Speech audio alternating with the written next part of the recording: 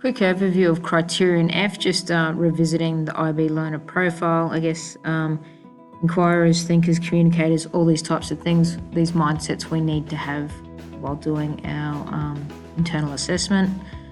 So here's a little bit of a breakdown for Criterion F. You'll see it's not required for standard level. For high level, this particular rubric suggests that you would need to have 2 pages and then 3 pages for each section. What's required for each section is outlined here. So Criterion F, marketing strategies. So for an invention to become an innovation, it needs to be diffused into the marketplace. So we need to get people to recognise this. What we need to look at is broken down to 2 sections. So sales prices, or targeted sales prices, is the first section. The second section is promotional strategies. So to do well in this section, we need to justify our sales targets, price based on competing or similar products, and your product needs to break even. So the first thing we need to do, we need to identify our fixed and variable costs. And so you can have a look at this little example here. Fixed costs are things like rent, employees and salaries, those types of things. Variable costs might be sales commission, direct labour, materials, all those types of things will move in time. So we need to have a little bit of a comparison then, or identify what they may be. Then we need to look at our break even on the scale of production. So you need to specify what scale of production you're going to be doing.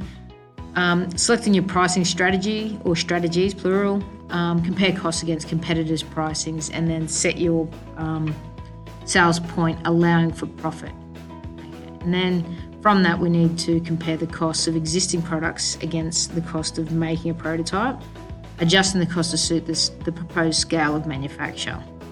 So if we just have a look at a little bit of an example that IB's put out, having a look at this one here.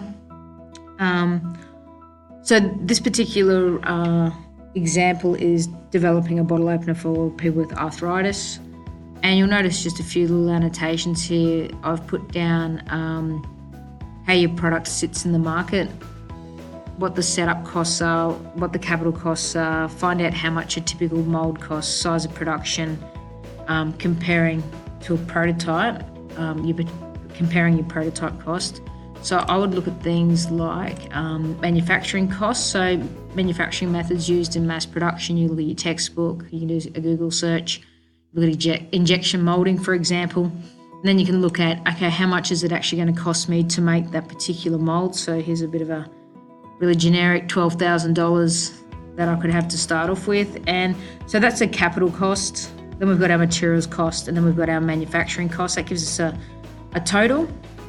And then we can have a little break even point. And so we could look at if we were to sell 10,000 of these items, that's where we would end up.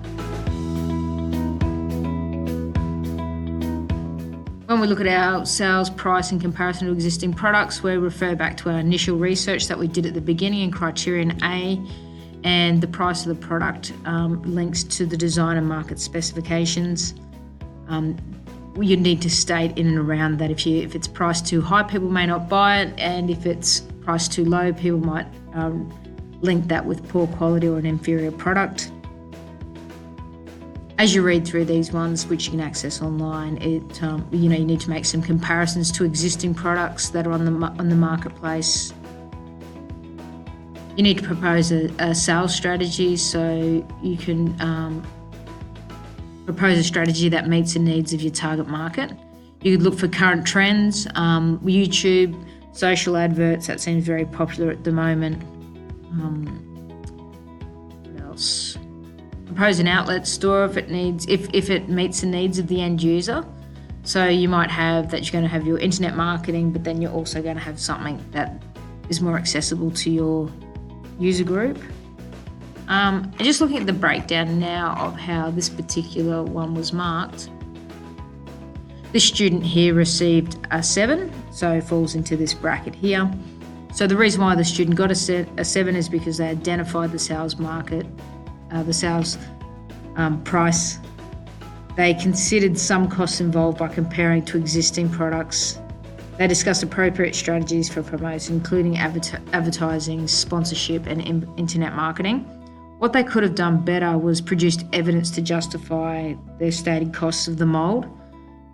They could have also undertaken research into promotional strategies for successful competitive groups or competing products, and then they could have also considered approaching local hospitals, medical centres, those types of things to promote their particular item.